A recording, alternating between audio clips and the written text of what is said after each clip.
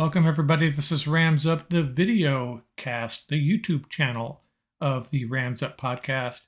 I'm going to do something a little bit fun today, maybe one of our last chances with training camp in progress.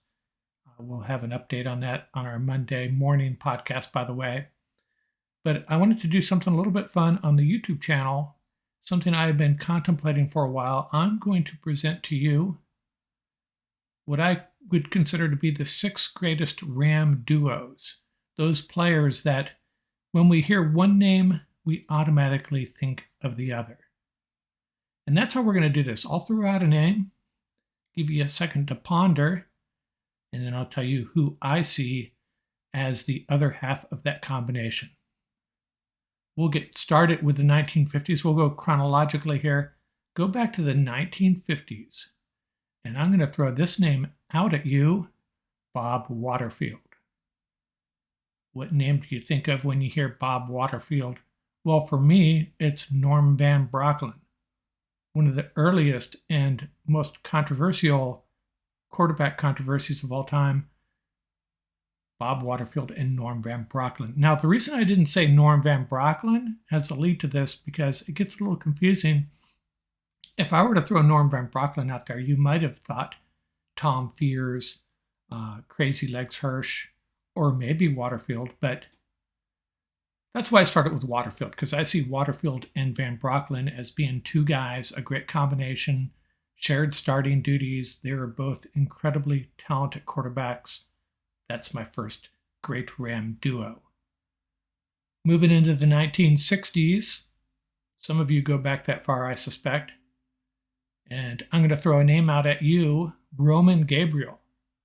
Who do you think of when I throw that name at you, the great Ram quarterback from the 60s? For me, it's Jack Snow. Jack Snow and Roman Gabriel. I always think of those two together.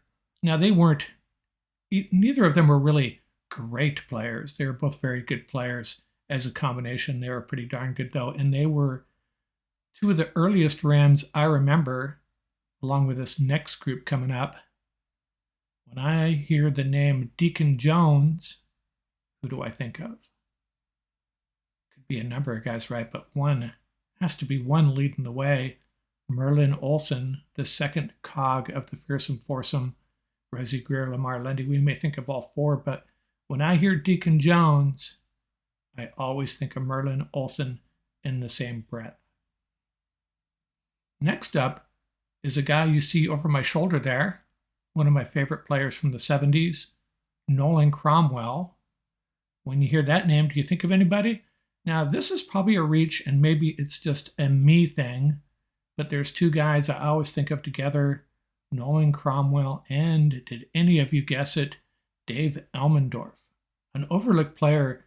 The Rams had one of the best safety combinations in the league for a number of years, Cromwell and Elmendorf. I loved both of those guys. Old school football players, old school safeties, both extremely talented.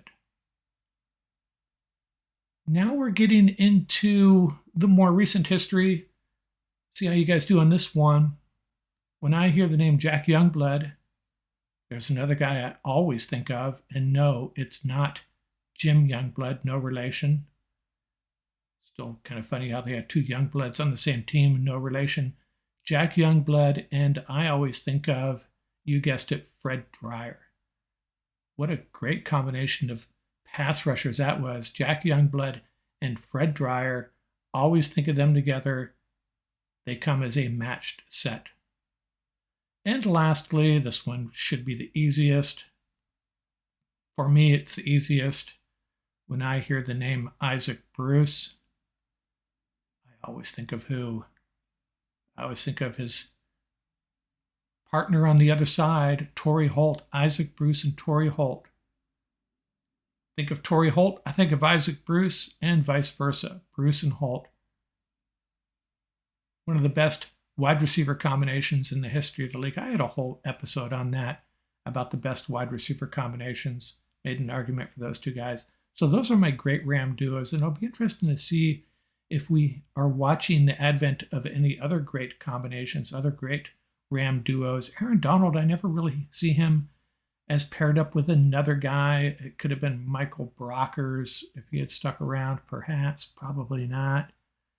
But Cooper Kupp and Robert Woods, if Woods had stayed on, that could have eventually manifested itself as a great Ram duo. But right now, I think I'm just going to go with that 6. Those are my great Ram duos from history, going back all the way to the 50s and into the greatest show on turf. No great duos since then, sad to say, but maybe there will be a new one that we'll be witnessing for ourselves in the next few years. That's it for now. I am going to have a training camp update on our next pod. Out until then.